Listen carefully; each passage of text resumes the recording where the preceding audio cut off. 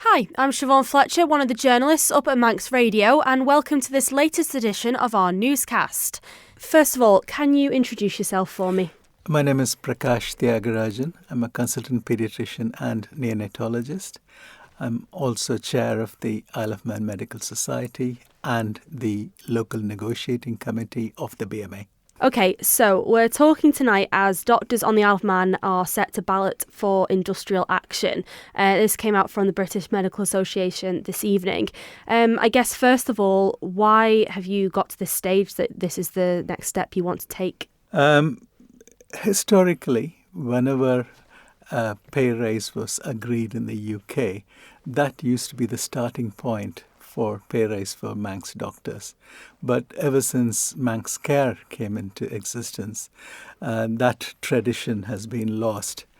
And this time, the last pay raise we were given was back in April 2022. Since then, we haven't had a pay raise at all. In fact, we got a very first offer of pay raise for 23-24, 8 months after the date it should have been implemented. And we had put in a claim of 12.6%. That was derived from the then prevailing inflation, plus the loss from the previous year's inflation and a nominal 1% towards pay restoration. You might have heard of pay restoration, that is comparing to pre-austerity measures in the UK to post-austerity. Many of the doctors have lost out significant amounts of pay in real terms. Most of the Isle of Man doctors have lost up to a third of their pay in real terms over these years. Obviously, we're not asking to restore it in one go, but if we can get a credible offer, even now it's not too late, we can pause any ballot and put it to vote amongst doctors. And no doctor really wants to go on strike. You say that you might not do it all in one go. Would that 12.6% uplift be in one hit, though? Yes, that will still be the first step, considering that we are behind by about 29%. Yes. And so what's the sort of timeline for this? I mean, in the press release, you said that this ballot would be in the coming weeks. Are we expecting to see that then pretty imminently this side of Christmas? Are we talking in the new year? How imminently are we going to see this ballot be held? It's difficult. We haven't, because I think BMA are also very sort of heavily guiding us. We expect the dates for the ballots to be announced in the next week or two. And then obviously we need to give time. I think we are still guided, we are still under the 1991 Trade Union Act, which means all ballots have to be on paper and by post. So that's going to take time. Mm-hmm. And so, I mean, we've spoken recently about cuts within Manx Care. It's no secret that Manx Care's finances have been the leading story we've had here at Manx Radio for a couple of weeks now as well. We've seen the health minister resign. This is the hot topic of the moment. Given the fact that those finances are so under a microscope right now, really, are you actually, as the Isle of Man Medical Society, the BMA, realistically, are we going to see that this financial year? We sincerely hope so. In fact, currently the vacancy rates amongst staff is running around 20%, which is not healthy for anybody. And for new doctors, to attract new doctors, we have to have our pay scales at least on par with the UK. Mm-hmm. In fact, it used to be better, particularly with specialty doctors and what used to be called junior doctors and now called resident doctors. We are well behind the UK. As you know, NHS England recently settled with resident doctors for 22% over 2 years. And we want to be able to attract the brightest and the best to want to come and settle here.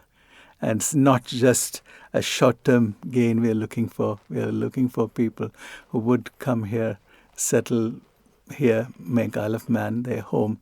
Do you think realistically, though, this would have been better targeted in that new financial year? Because, Manx Care have been quite forthcoming in saying that they're making all these savings, they're still going to be overspending. Where do you expect them to find this money from?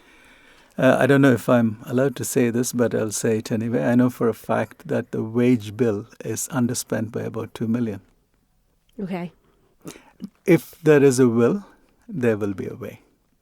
Okay. You've made this announcement now. Have you had any initial response from doctors on the island of which way they're going to go? Yes, in fact, I've had doctors badgering me, asking, when is it coming, when is it coming? Because we previously did an online survey, which is obviously advisory. It's not a binding ballot. And 78% of the doctors said they will take industrial action. I suppose this won't come as a shock to listeners and the wider public, because we equally in the last couple of weeks have seen the Culture of Care barometer as well be published. There's some dissatisfaction with doctors and with healthcare professionals within Manx Care. What do you think that the message sends to the public then? The state of healthcare here. Right. We're hoping that a decent pay raise, at least on par with other UK jurisdictions, will start us in the path of restoring the culture of care for Manx doctors. And it's a step that was unprecedented and not really something any of us want to take. But I think we've been pushed to this as the only option left. But I'm an eternal optimist. I'm hoping even now Manx Care will come up with a credible offer that we can actually pause this process and put it to our membership. And we said earlier, you're asking for 12.6%, and that's that initial phase, sort of trying to equal this 29%. Will it be 12.6% or nothing? If they come up with anything close to NHS England, NHS Northern Ireland and NHS Scotland settlements, we'll definitely put it to the membership. It's ultimately up to them. It's just that this is something that we're entering very, very reluctantly. Mm-hmm. We don't really want to get here. And we do know that there is money available as underspent and which could be used. Thank you for making it to the end of the Manx Radio Newscast. You are obviously someone with exquisite taste. May I politely suggest you might want to subscribe to this and a wide range of Manx Radio podcasts at your favourite podcast provider, so our best bits will magically appear on your smartphone. Thank you.